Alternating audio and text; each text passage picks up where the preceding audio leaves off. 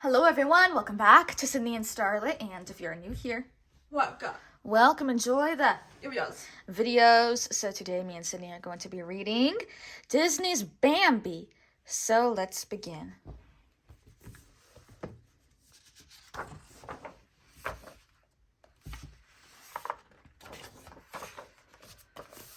Squirrels stretched and yawned as the sun rose over the forest, and its first rays lightly touched the top of the big tree where it lived.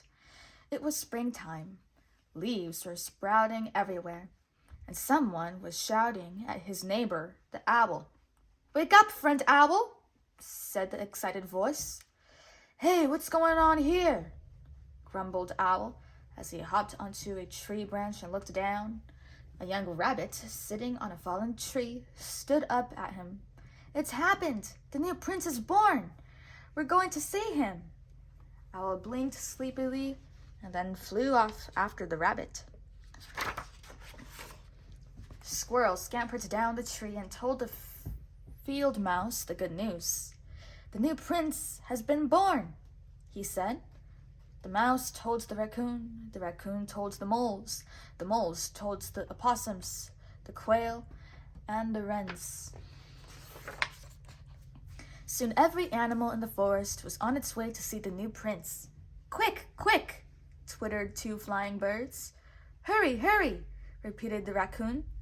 He's been born! They all sang. Everyone crowded around the thicket, trying to get a glimpse of the little fawn sleeping next to his mother. "Isn't he precious?" whispered the bluebird. "Oh my!" squawked the woodpecker. "Shh!" hissed the raccoon. "Don't wake him." "You're to be congratulated," boomed Owl. "Congratulations, congratulations," said all the animals. The doe lowered her eyes. "Thank you very much," she said. The fawn's mother gave him a tender caress. The fawn opened his eyes and looked around. "Wake up, we have company," said his mother. "Hello, little prince," said the animals. The young rabbit hopped up to the new fawn and looked at him closely. "What you gonna call him?" he asked the doe. "I think I'll call him Bambi," she said. "My name is Thumper," said the rabbit. Then he thumped his hind leg to show her how he got his name. For a moment, Bambi looked a little frightened. Then he tried to stand. At first, his legs wobbled, but soon he could stand straight and strong. As Bambi got older, he and Thumper walked along the leafy paths of the forest, finding new surprises every day. The forest was filled with friends, and they all stopped to visit with the new prince. Mother Quail brought out her new family to see the young fawn. Mother Opossum saw Bambi coming down the forest path. "Good morning, young prince," she said. "Good morning, young prince," chorused her babies. Bambi stopped and tried to look at them. He turned his head around so he could see them upside down. There certainly were many different kinds of animals in the forest. Thumper showed Bambi all sorts of new things and told him their names. "Those are birds," said Thumper. "Birds," Bambi repeated. When a butterfly landed on Bambi's tail, he proudly called out, "Bird! Bird!" "That's not a bird," giggled Thumper. "It's a butterfly." The butterfly flew into a patch of flowers. "Butterfly," said Bambi, nosing the flower. Thumper giggled again. "No, Bambi," he chuckled. "That's a flower." When Bambi bent down to sniff the flower, he found himself nose to nose with another animal. "Flower," he called proudly. Thumper burst out laughing. "No, Bambi, that's not a flower. It's a skunk." "Aw, he can call me Flower if he wants to," said the little skunk shyly. A sudden clap of thunder sent the little skunk back into the flowers. "We'd better get home," said Thumper as they both ran for cover. Bambi nestled close to his mother under the thicket while the gentle rain fell on the forest. Thumper snugged deep in his warm burrow. The squirrels in the trees wrapped themselves in their big, furry tails, and the little birds in the nest huddled under their mother's wing, which she spread over them like a big umbrella. One day, Bambi's mother took him to the meadow. "What's a meadow?" asked Bambi. "It's a wonderful place," said his mother, "and I think you're big enough to see it now." Bambi followed her to the edge of the forest, where she made him wait. "You must never rush out on the meadow," she told him. "There might be danger. The meadow is wide and open, and there are no trees or bushes to hide us. We have to be very careful." When she was sure that it was safe, she stepped out onto the meadow. Then she called for Bambi, and together they raced through the grass, just for fun. Bambi's mother came to stop and lowered her head to eat the sweet meadow grass. Bambi nibbled a few blades, but it didn't taste good to him, so he left his mother to join the rabbit family, who were happily munching a mound of clover not far away. "Eat the flowers," said Thumper. "The green stuff tastes awful." Bambi pushed his nose deep into the clover, and suddenly something sprang out and landed on a rock. Bambi followed it and put his nose down next to it again. "Watch out!" it croaked, and it disappeared into the pond. "That's a frog," said Thumper. Bambi put his nose down next to the water to look for the frog. As he bent over, he saw another fawn exactly like himself. "What's that?" he asked. "It's only you," giggled Thumper. "It's called a reflection." As Bambi stared at his own reflection, he saw another fawn looking back at him. Now there were two reflections in the pond. "Hello," said the reflection. It was a baby doe. "My name is Feline. Would you like to play with me?" she asked. Turning suddenly, she ran through the meadow, hoping Bambi would follow. Bambi began running too, but in his excitement, he tripped and fell in the water. Feline turned around to look for Bambi and saw him sitting in the pond. "Come on, Bambi," she coaxed. "Play tag with me." Soon, Bambi and Feline were playing happily together, chasing each other around their mothers as if they had always been friends. Suddenly, they heard hoofbeats. A herd of stags came galloping across the meadow, led by the great prince of the forest. The great prince turned and looked straight at Bambi. Bambi drew closer to his mother. "He's looking at me," he said. "Yes, I know," said his mother. "He's your father, and everyone respects him. Of all the deer, not one has lived half so long. He's very brave and wise. That's why he's known as the great prince of the forest." Bambi lowered his eyes, but he could still feel his father's gaze. He felt small compared to this majestic stag with great antlers.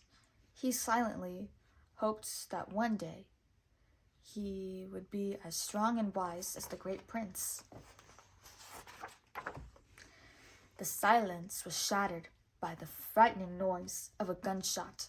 The great prince raised his head and shouted a warning. "Man is in the forest!" he cried. The herd of stags thundered past Bambi. Bambi shrieked, "Mother, where are you?" He could hear his mother calling, "Bambi! Bambi!" All the animals were running from the meadow, and Bambi ran with them. Soon he heard his mother's voice behind him urging him on. "Bambi, hurry! Hurry!" Another shot rang out. It seemed to be getting closer. Bambi ran as fast as he could, but he was getting tired. "Faster! Faster!" shouted his mother. "Follow me, son," said a voice. It was the great prince, and he had led them to safety on a dense thicket. Bambi and his mother stayed there until they could no longer hear the thundering noise of the gun. Soon the forest was quiet again. When Bambi's mother was sure the hunters had gone, they came out of the thicket. The great prince had vanished. "Where did he go?" asked Bambi as his mother led him back to their home in the heart of the forest. "I don't know," said his mother, "but I'm glad he was there." One morning, Bambi woke up to find the world had turned white during the night. Every blade of grass was covered with a cold white coat, and so was every tree and bush. "It's snow," his mother said. "You can step on it." Bambi heard Thumper calling from the frozen pond. "Come on, Bambi," he cried. "The water's stiff." Bambi raced through the snow down to the edge of the pond and stepped out on the ice. But his front legs shot forward and his back legs slipped from beneath them. Down he went with a thud. Thumper slid up to him. "Maybe we should play somewhere else," he laughed. Bambi and Thumper had a fine time playing in the snow. They raced up and down the icy hills until they tumbled into a snowbank. They could hear a faint snore from beneath the bank, where their friend Flower was asleep in his den. "He's hibernating," explained Thumper. "Skunks always sleep right through the winter." Winter was a lot of fun, but as time went on, there was less and less food. All the animals were hungry. The squirrel had stored food, but as winter wore on, even his supply grew short. Bambi and his mother would paw the ground looking for plants or grass under the snow. And when that was gone, they would eat the bark from the trees.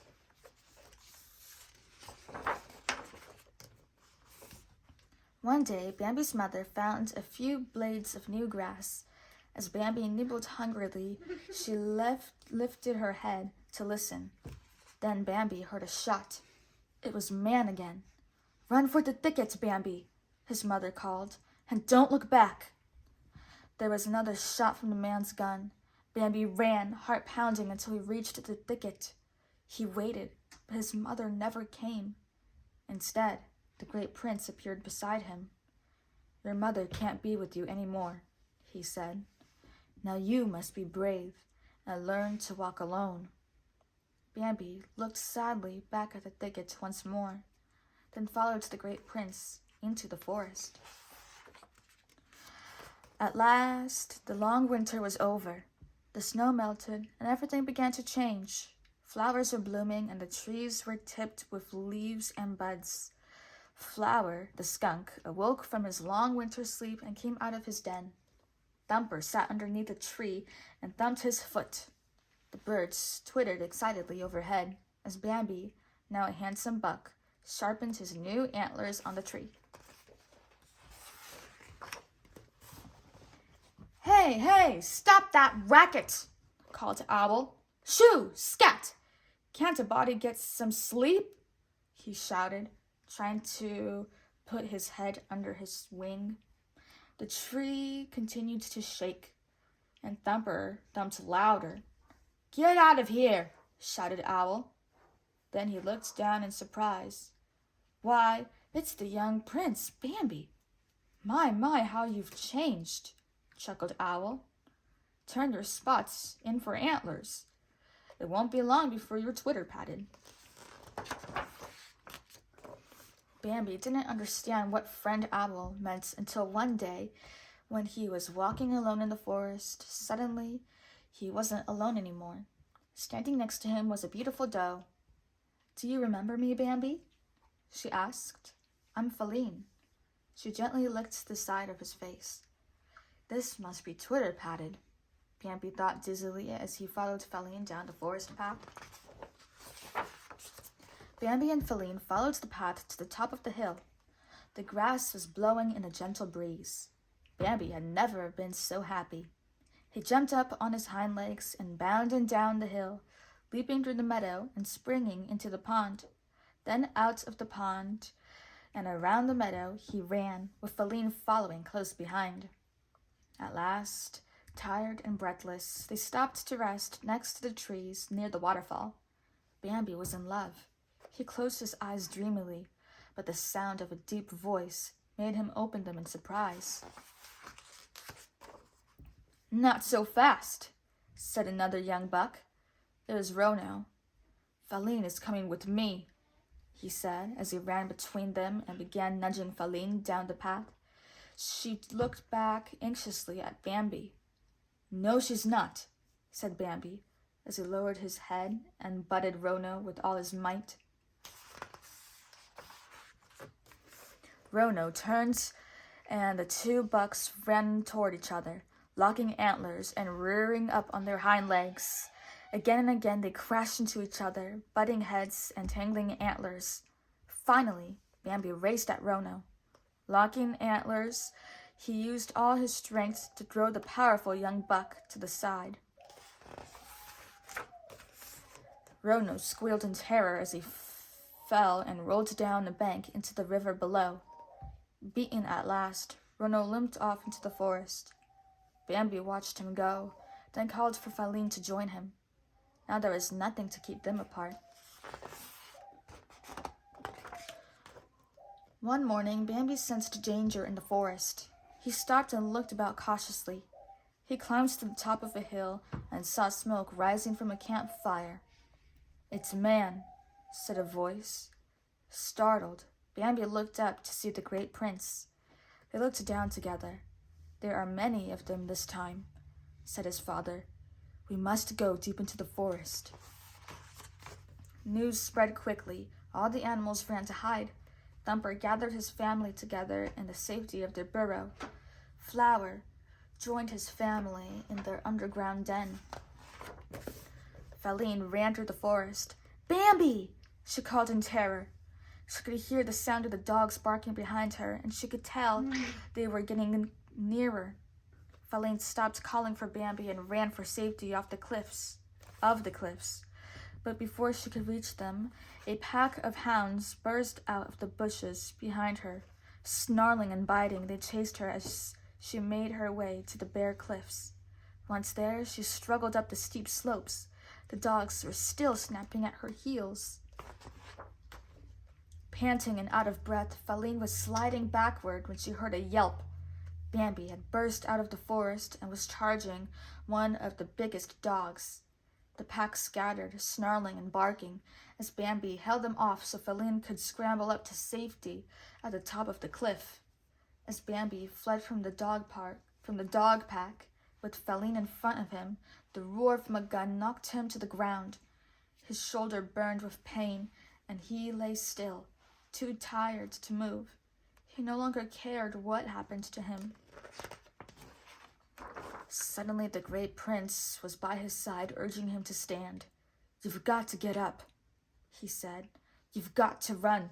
The forest has caught fire from man's camp. We'll be safe in the river." Bambi struggled to his feet and started to run. The forest was ablaze. The trees were falling, and heavy black smoke made it hard for Bambi to breathe, but his father kept him going. When they came to the river, they both jumped into the rushing water and swam with all their might to the edge of the falls. "We'll have to leap over," called his father. They both disappeared over the edge of the falls, just as a huge burning tree crashed into the water behind them. In a sheltered glade down in the river, Bambi and the great prince dragged themselves from the water. "Bambi!" called Faline as she ran to greet him and gently licked his wounded shoulder. "I'm so glad you're safe." That night, Bambi and Faline watched over together as the fire burned through their forest home. In the morning light, they could see that everything was black and bare. No leaves, no flowers, no grass, but man was gone. One by one, the animals returned to their fire-blackened forest and began to rebuild their homes. Thumper scratched out a new burrow. Flower repaired his den, and the moles dug new tunnels and the scorched earth. After winter, the forest came to life again. New leaves and flowers grew, and grass covered everything once more. Baby moles poked their heads out of the soft earth. A new litter of baby skunks crawled out of the bank, and a new family of rabbits raced around the meadow. There was something else new in the forest that spring. A squirrel looked up from gathering acorns as Thumper raced by, followed by his new family. Wake up, friend owl, shouted Thumper. Wake up, chorused his new babies. Oh, what now? Grumbled Owl, poking his sleepy head out from beneath his wing. It's happened, in the thicket, yelled Thumper. Come and see. Owl flew after him. The squirrel scampered down the tree and told a field mouse the good news. The mouse told the raccoon told the moles told the opossums, the quails, and the wrens, and soon every animal in the forest was on its way to the thicket. As they drew close, the animals lowered their voices. Shh! Don't make so much noise, said Thumper. Then he rubbed his eyes. Look, he said. There are 2 of them.